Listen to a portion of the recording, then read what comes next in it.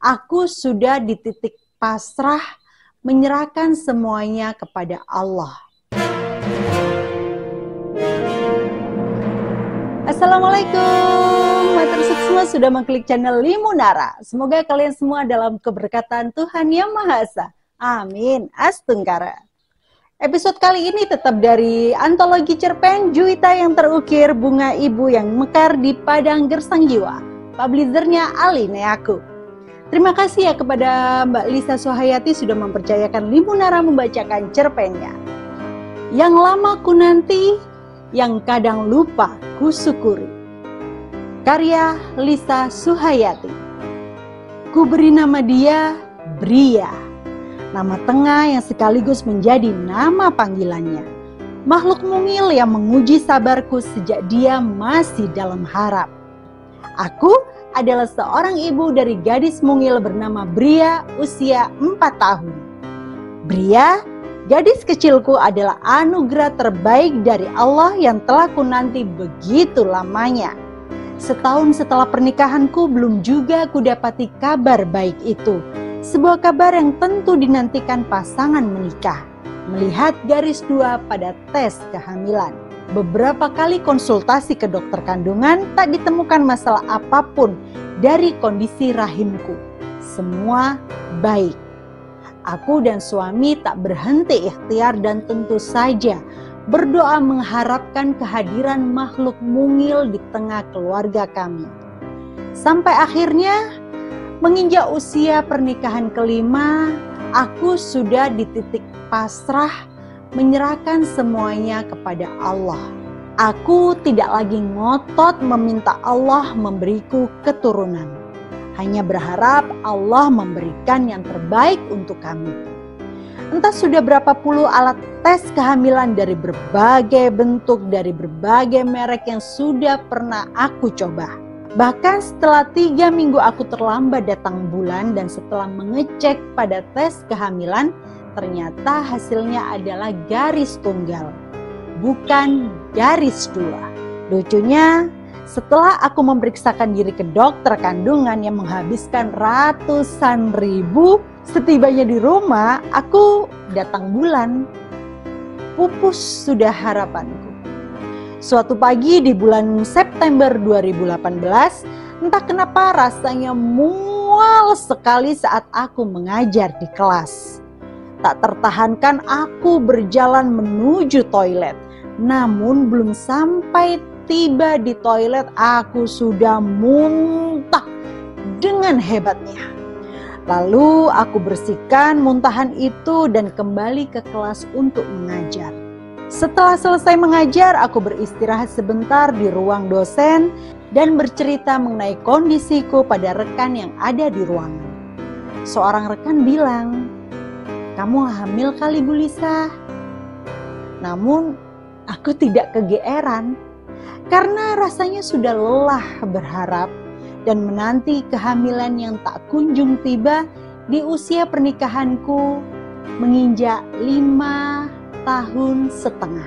Bukan berhenti berharap rahmat dari Allah, namun aku menjaga hatiku dari rasa sakit karena terlalu berharap. Aku mencoba menepis kata-kata yang diucapkan rekanku tadi. Tapi entah kenapa sampai di rumah aku minta suamiku untuk membelikan alat tes kehamilan. Keesokan harinya menjelang subuh, aku terbangun. Langsung ku ambil alat tes kehamilan yang dibeli suamiku itu dan menuju ke kamar mandi. Setelah selesai aku letakkan alat itu karena butuh waktu kan untuk melihat hasilnya. Tak seperti sebelumnya, aku tak begitu antusias untuk mengetahui hasilnya. Sambil menunggu azan, aku merebahkan tubuhku lagi sambil memainkan HP-ku di tempat tidur. Saat azan subuh berkumandang, aku bergegas ke kamar mandi untuk wudhu sambil melihat hasil tesku tersebut.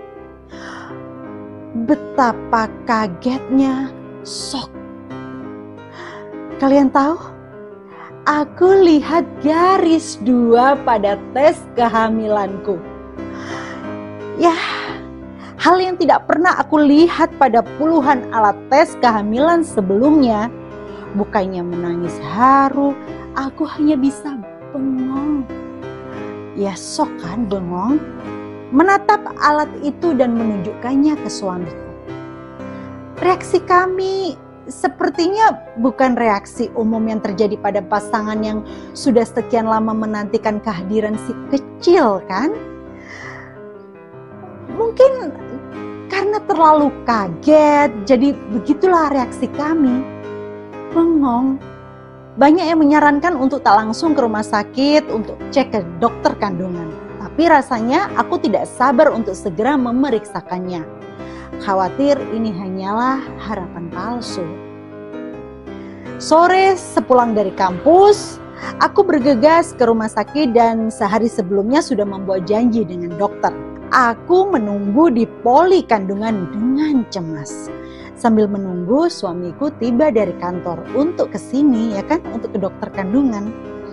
Kemudian tiba giliran kami untuk masuk poli dan kami ceritakan seluruh kronologinya. Dokter Nadia, seorang dokter kandungan yang cantik yang aku pilih setelah berseluncur di dunia maya mencari rekomendasi dokter kandungan di daerah Tangerang Selatan. Dengan ramah, beliau memintaku menuju tempat pemeriksaan untuk melakukan USG. Ternyata hasilnya belum bisa terlihat.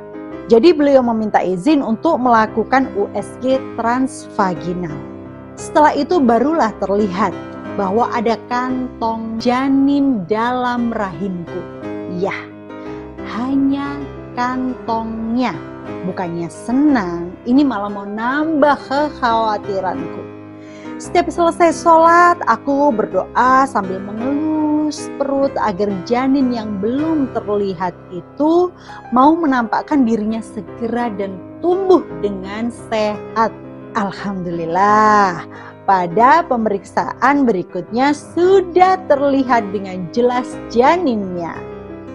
Tak berhenti bersyukur aku dan berdoa agar dia tumbuh terus dan sehat, kuat. Ya, kuat. Karena dia adalah yang aku harapkan dalam tangisan di doa-doa malamku.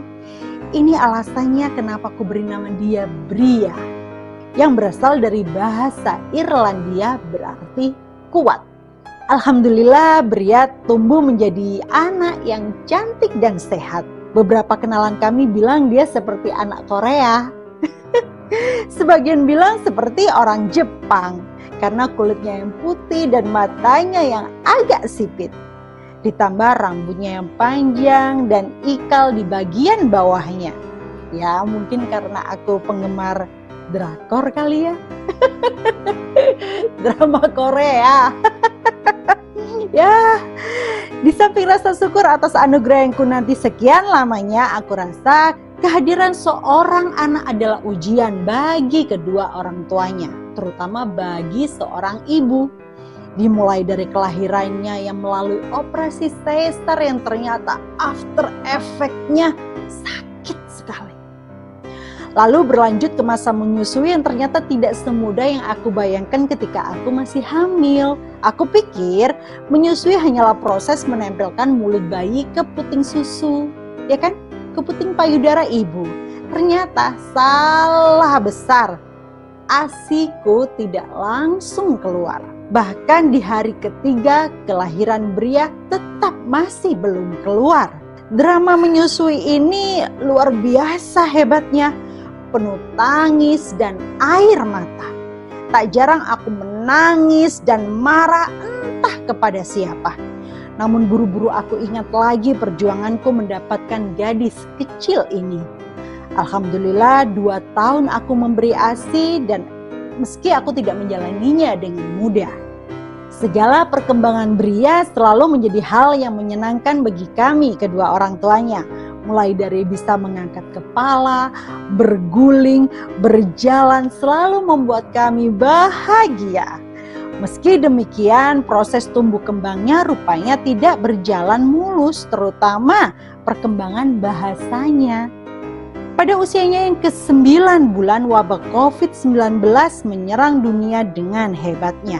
Seluruh kegiatan belajar mengajar dari kampus dialihkan menjadi online. Semuanya butuh penyesuaian. Hingga tidak aku sadari ada Bria yang harus aku ajak untuk mengobrol meski dia belum mengerti.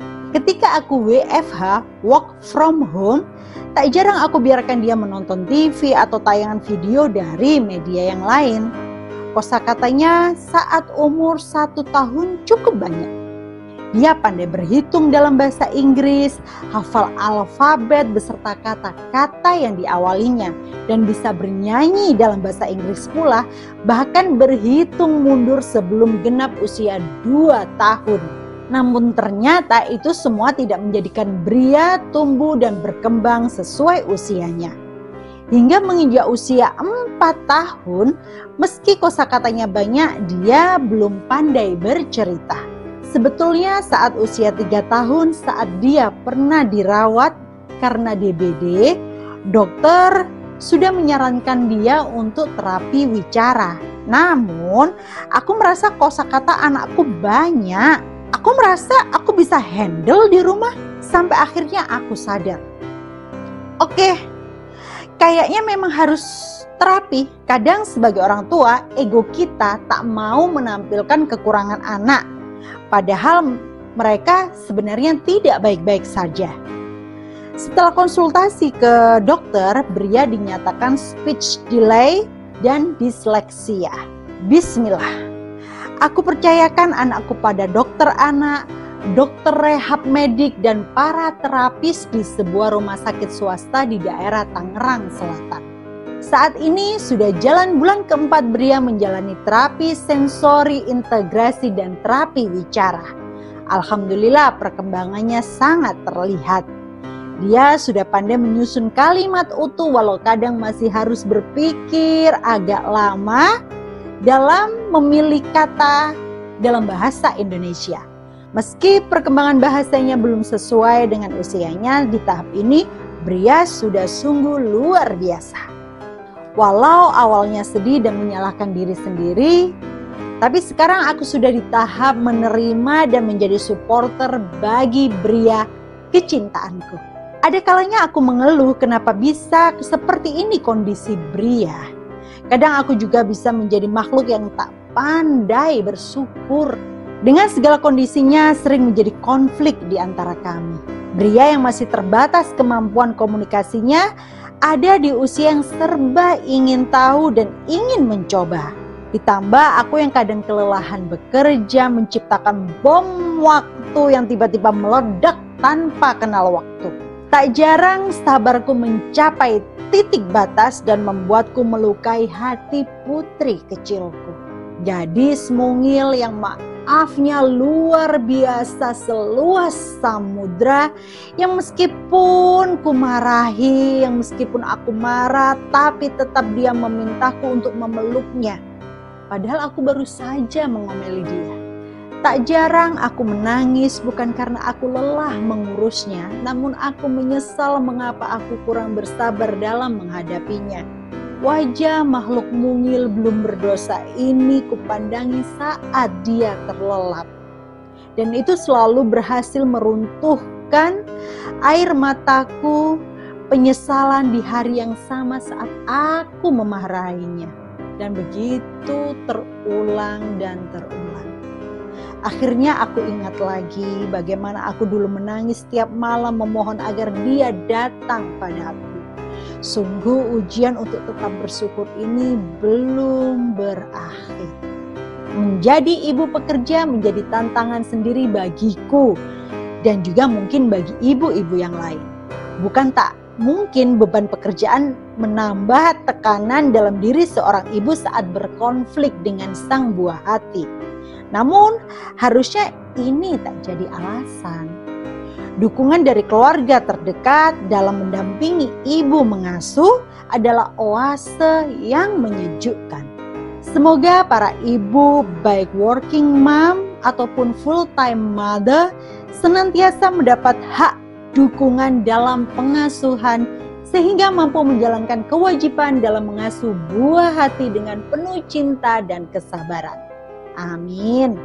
Semoga aku dan para ibu lainnya selalu bisa mengingat lagi betapa dulu makhluk mungil ini kita harapkan kehadirannya.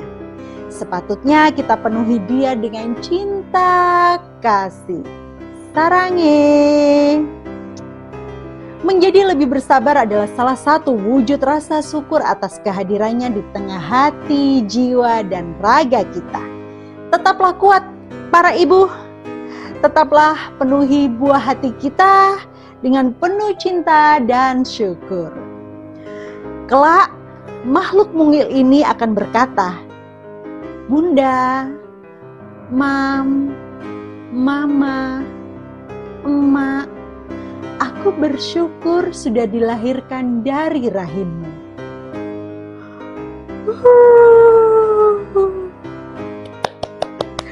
Sungguh menyentuh Mbak Lisa, makasih ya atas kepercayaannya.